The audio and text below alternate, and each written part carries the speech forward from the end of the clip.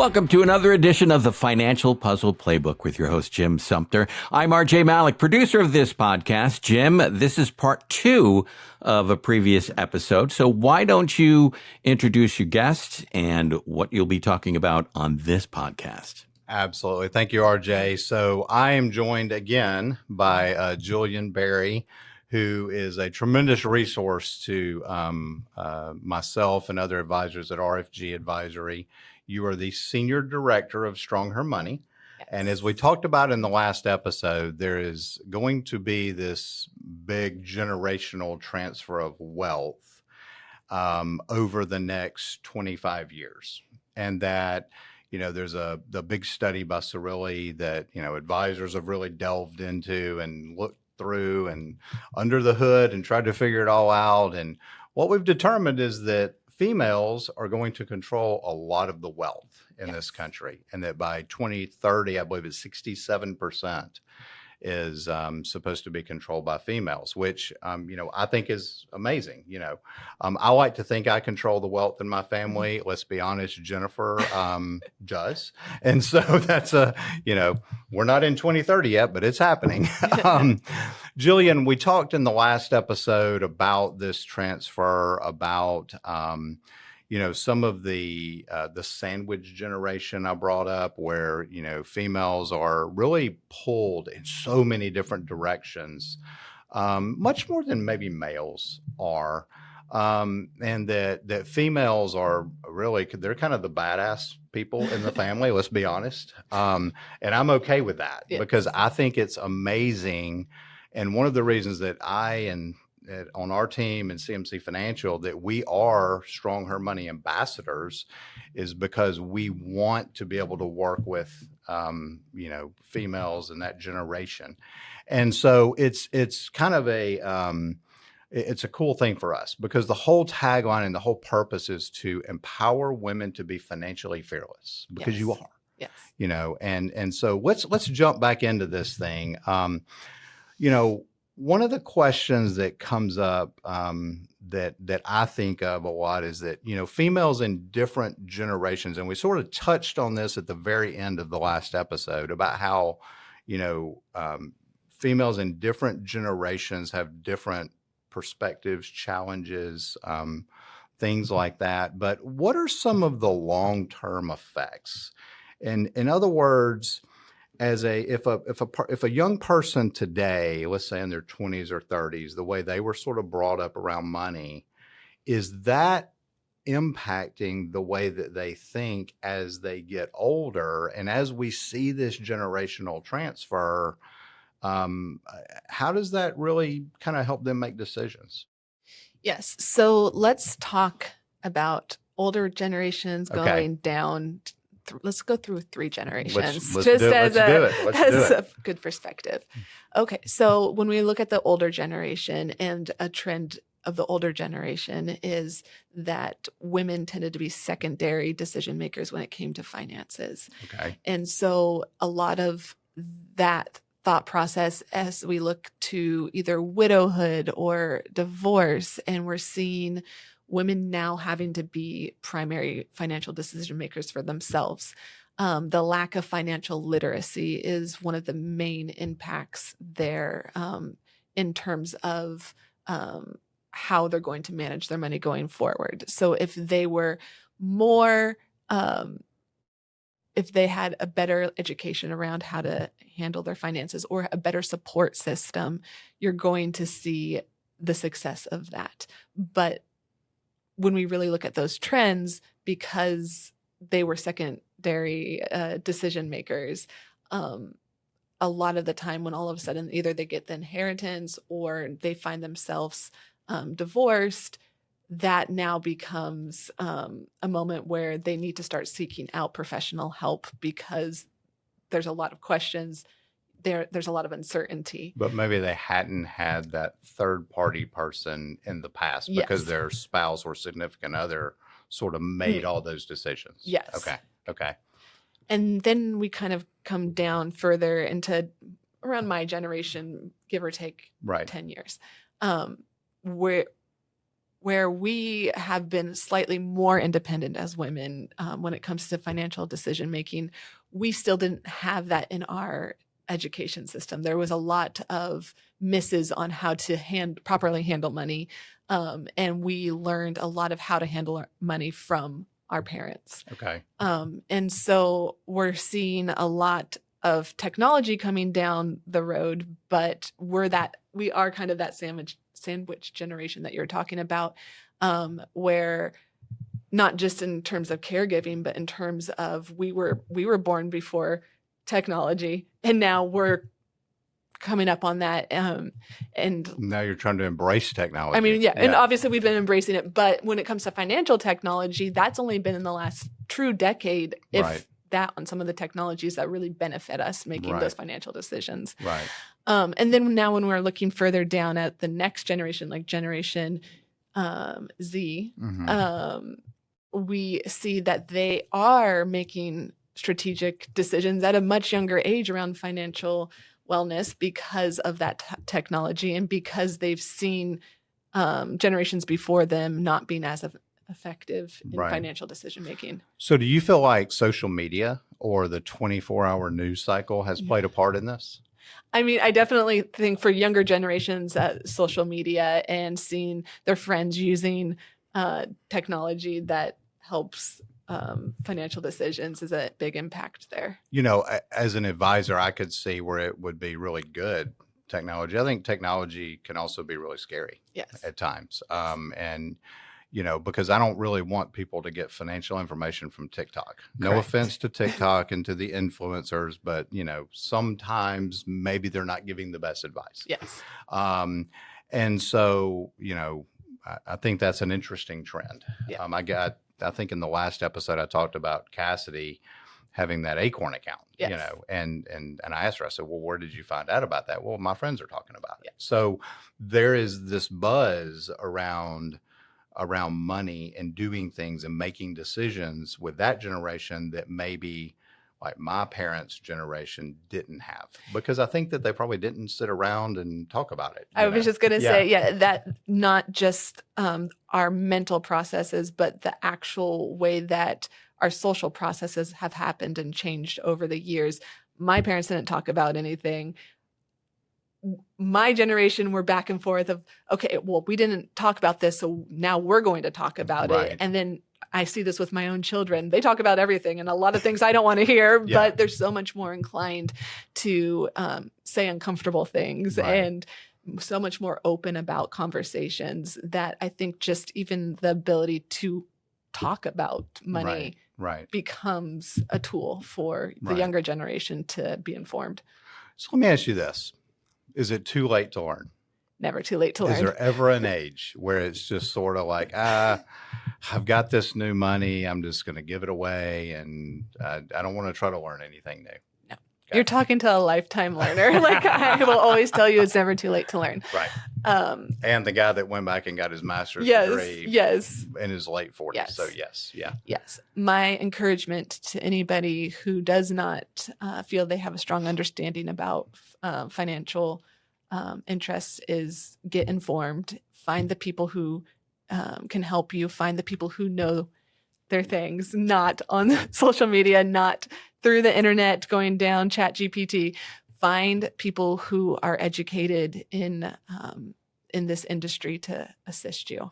So let me ask you this. Let's say that someone is in their 70s or late 60s or whatever age, and they've really been in that, you know, as you described, they made decisions on certain things, and the male made decisions on certain things, and now all of a sudden they're the person, and they've got all these decisions. They've got this home. They may have a second home, may have a vacation home. They're trying to pay these bills. They may have gotten some life insurance money. They've now got to be the person responsible for filing income taxes. Mm-hmm. They have investment accounts that they know, but they may not really understand exactly what they own. They don't know if it's a retirement account like an IRA or a Roth IRA, or if it was an old 401k, or if it's, you know, an investment account that was just a non-qualified investment account. So they have all these moving parts and pieces. Well, if they haven't been the decision maker, what are maybe the first couple of things that they need to do to make sure that they do set themselves up for success for the remainder of their life? Yes. First, I mean, I would always obviously recommend speaking to a professional. Right. But aside from that, really understanding where you want to go in, say, the next 10 years, 15 years. What are your goals? What are you trying to achieve financially really helps make financial decisions as well. Obviously, making those decisions with a professional is the best advice, but when you kind of know your goals, you really understand the steps needed to get there, and you understand the resources needed to get there. And so as you're starting to assess all of these things that you might have some questions about, you might be saying, oh, that's a new opportunity. Oh, that resource can help. Really understanding your goals allows you to start aligning each of those little pieces in the puzzle to getting you to to your end goal. I think that's exactly right. One trend that I see, and we touched on this in the last episode, was, are females more conservative or more aggressive? And are you seeing that when that does happen at that generation, and then we'll get to the other generations in a second, but in that generation, are we seeing that all of a sudden everything's becoming uber conservative?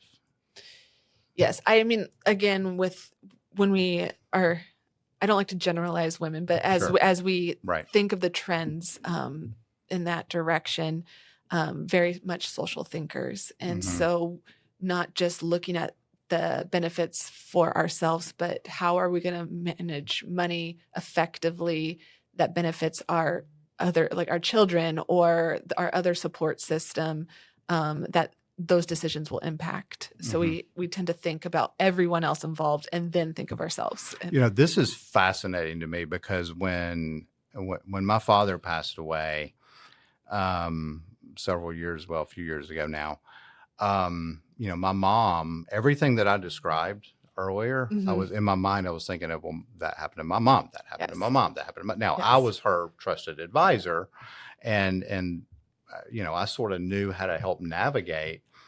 But it's interesting because I thought my mom may have been more involved than she actually was. And, I was putting my advisor hat on, and then I was putting my son hat on. Yes. And one of the first things when we started talking about, well, Mom, what are your goals? Yeah. She's very philanthropic, and it was very, very important to her that her causes that she wanted to support, that she was going to be able to support those. Yeah. And I found that fascinating, because we had touched on it, and I knew that she had, given money to charities and stuff like that, but we had never really delved in and had that conversation.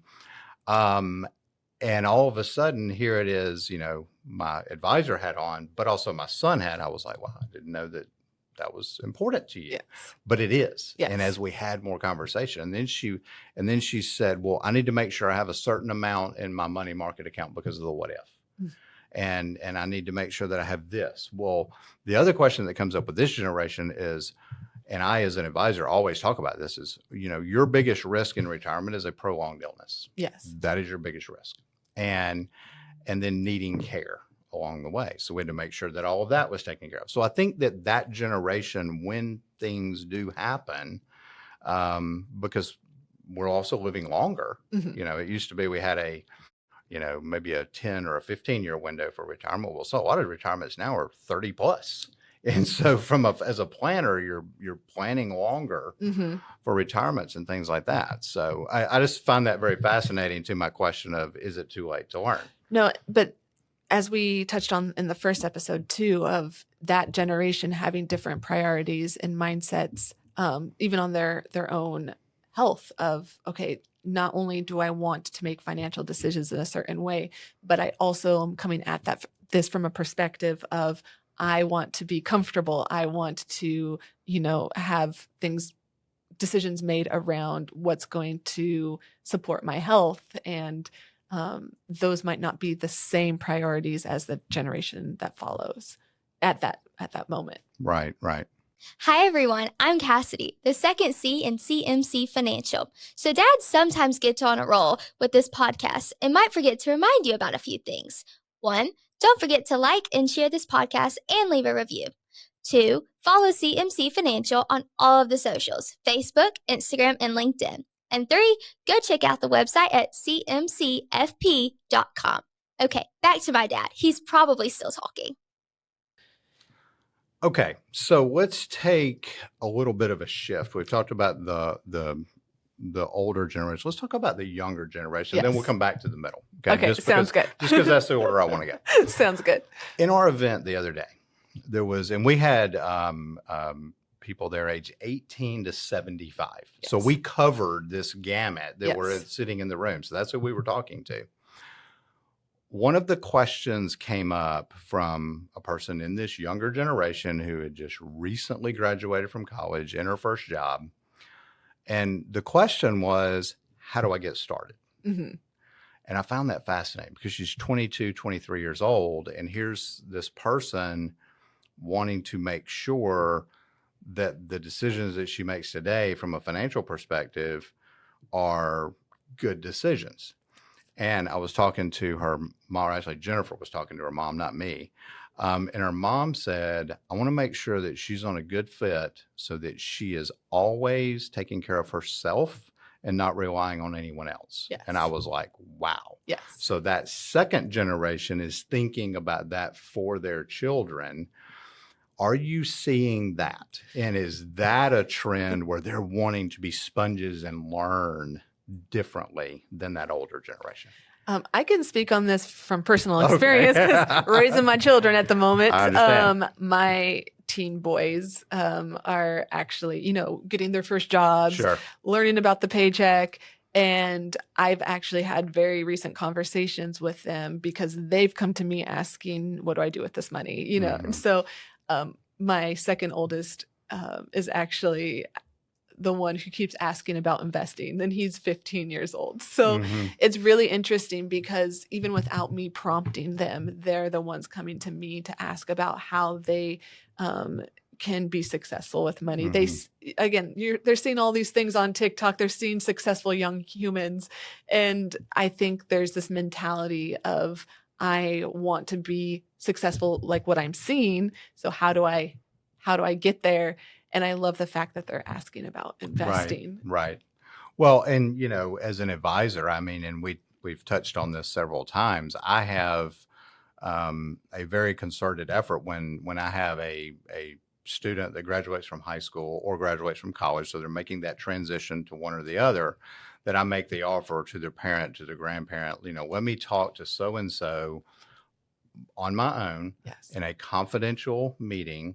And, I have on my website Calendly link a 20-minute Ask Anything session. Yes. It is truly an open, now I like to talk, a lot of other people do. And so those generally turn into a little longer than 20 minutes, but that's okay. Because what it's doing is answering some of their questions. We're building out on our website a What is a series. Mm-hmm. And we're taking each of the puzzle pieces from cash flow to insurance to tax, estate, investments, all of those different pieces. And we're drilling down on what is a stock, what is a bond, what is a mutual fund, Yes. what is a will, what is a power of attorney, what is a 50-30-20 cash flow planning, what is a Roth IRA, all of these things that they hear, because I think that generation are sponges. Yes. They want to learn. And so I'm excited about that. And I think that's a really good thing. Okay. All right, let's go back to the middle generation. This would be my age and, give or take 10 years, using your phrase. Okay. Yes. What about that generation? I've termed them the sandwich generation. Mm-hmm. What about us? What about that group? Well, like what we were talking about in the last episode of different perspectives and different focuses and needs and wants.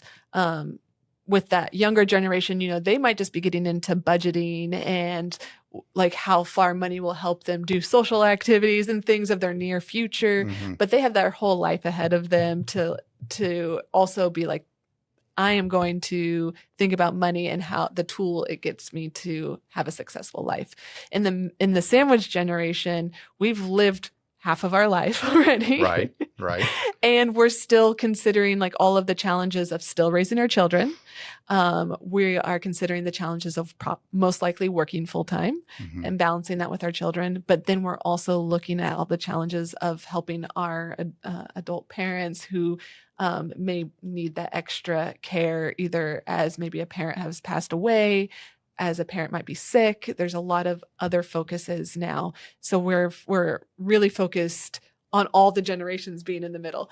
And I was a middle child, so I have middle child syndrome, but I kind of associate. I was the oldest. Were you? Yeah. So I picked on your group. But I do view the sandwich generation as being like the middle child, where you're always having to focus on all these different directions while still trying to maintain your own personal health. Right. Yep. Right. I find this kind of fascinating again, because these are all the things that we've talked about on the podcast and things that we've always thought about. And I listen to some various podcasts. I think that, and I'm going to pick on my gender for a second. Okay. I think that males a lot of times will look at females in a negative way. And sometimes males feel like, and I'll use going to buy a car as an example. Okay. If a female goes in and buying a car, well, let's face it, the women, Jim doesn't go buy a car. Jennifer goes and buys a car. Jim is there. Okay. But it's Jennifer's decision. Let's be honest. Okay. But I think the male, we don't want to do that. And so when it comes to money, when it comes to those financial decisions, if women are controlling 67% of the wealth, I mean, that is huge. And that's in 5 years. Yes. What happens after that? It's going to be more and more and more. As you're making these decisions, how do you do good? Let me think of the question I'm trying to reflect, because I think that my generation, and we'll go back to the car, has kind of, looked at females in one perspective. And I think a lot of times when we've had money decisions and financial decisions, it's sort of been the same thing.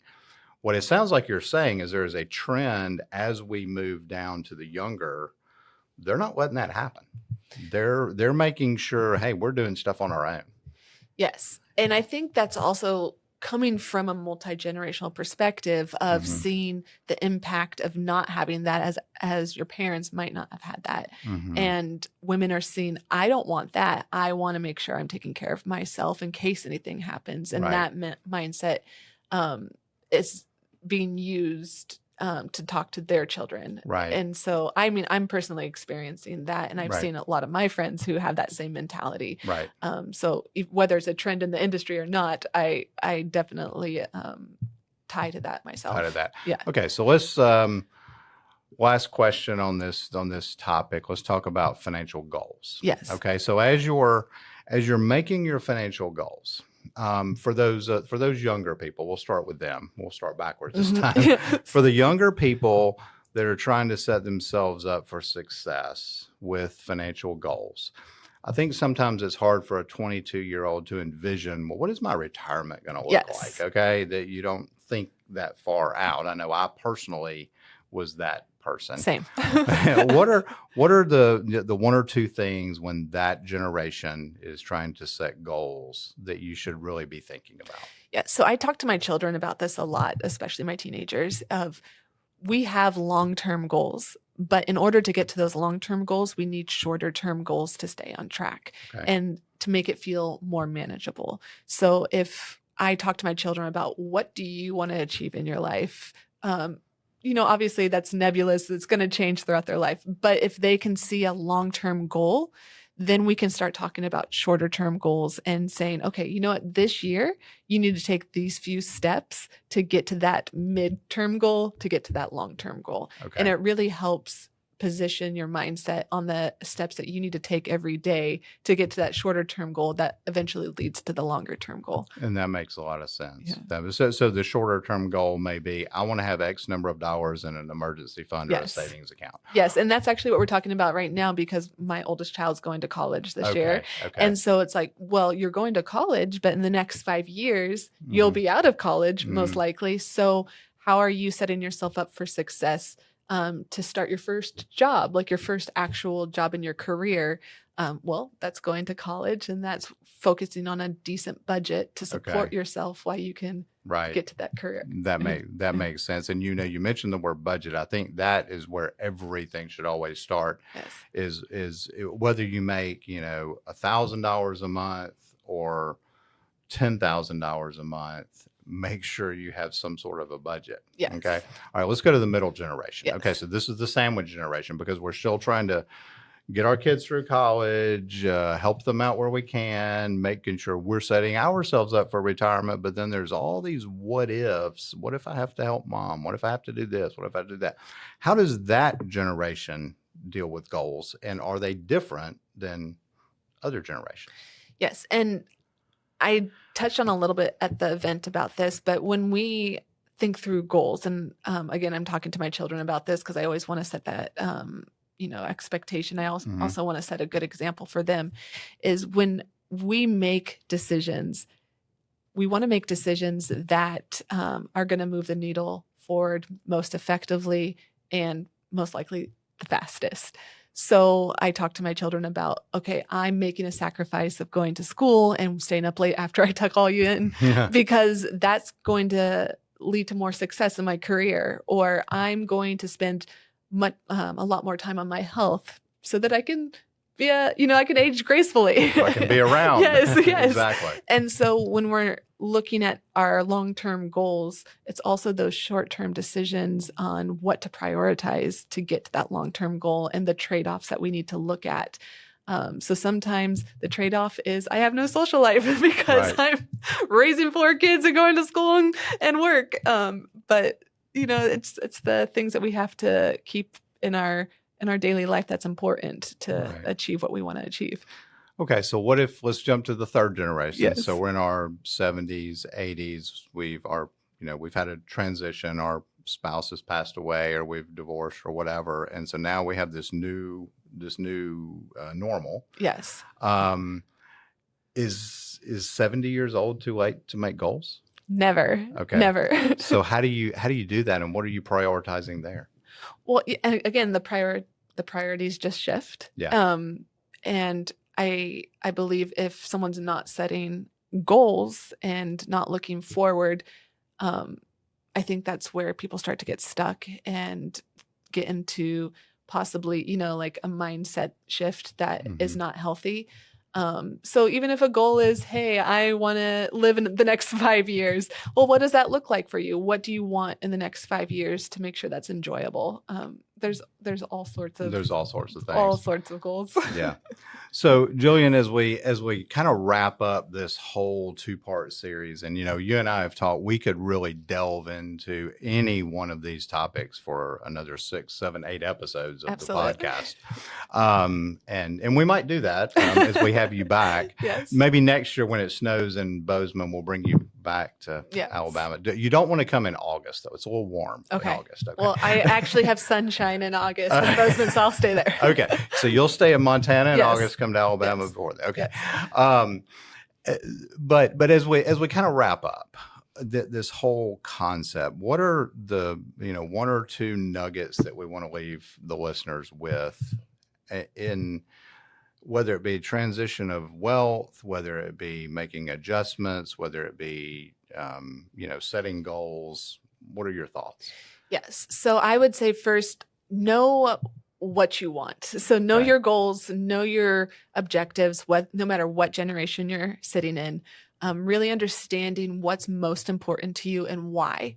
That really helps to make informed decisions on your on your journey, but also make sure that you stay informed through financial literacy. Find somebody who is knowledgeable on the topics that you need to understand in order to be successful. Right. Yeah. Okay. That's great. That's great. Well, I appreciate you taking the time to sit down Yes. with us and do this. I'm looking forward to continuing to be a StrongHer Money ambassador, continuing to work with, both male and female, but to be able to help with, all generations. One of the things that we do in our firm is, we don't have a minimum investment account size.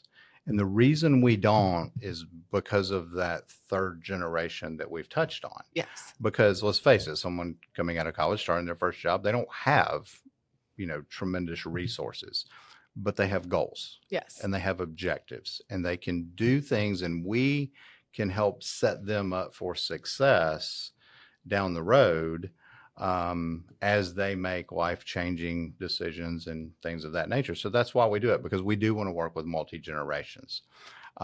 So I think what we're doing is, is an amazing phenomenon that's about to happen in our country as this transition of wealth down.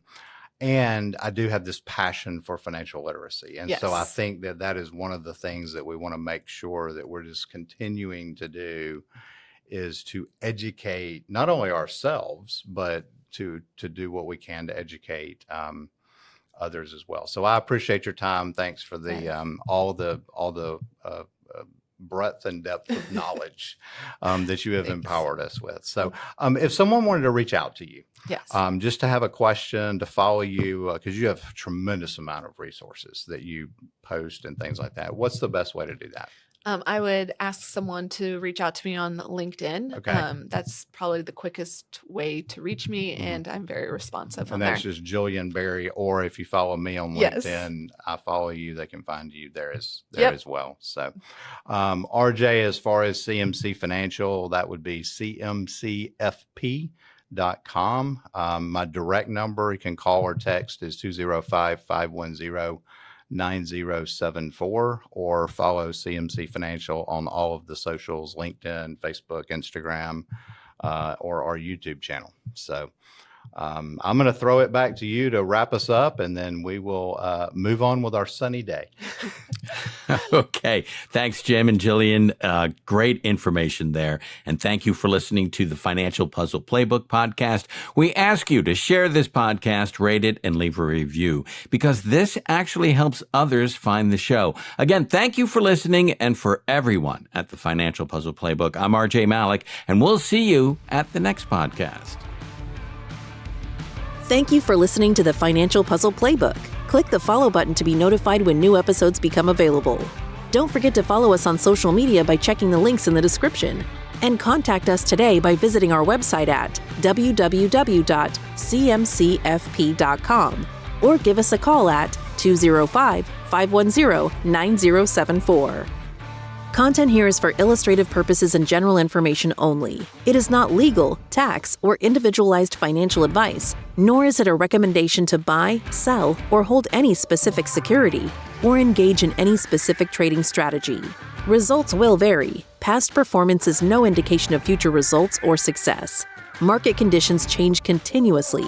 This commentary reflects the personal opinions, viewpoints, and analyses of CMC Financial. It does not necessarily represent those of RFG Advisory, Private Client Services, their clients, or their employees. This commentary should not be regarded as a description of advisory services provided by CMC Financial or RFG Advisory, or performance returns of any client.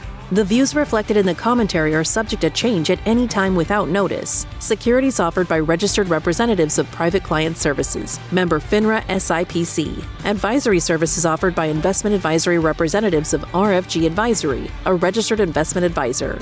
Private Client Services, CMC Financial, and RFG Advisory are unaffiliated entities. Advisory services are only offered to clients or prospective clients where RFG Advisory and its representatives are properly licensed or exempt from licensure. No advisory services may be rendered by RFG Advisory unless a client agreement is in place.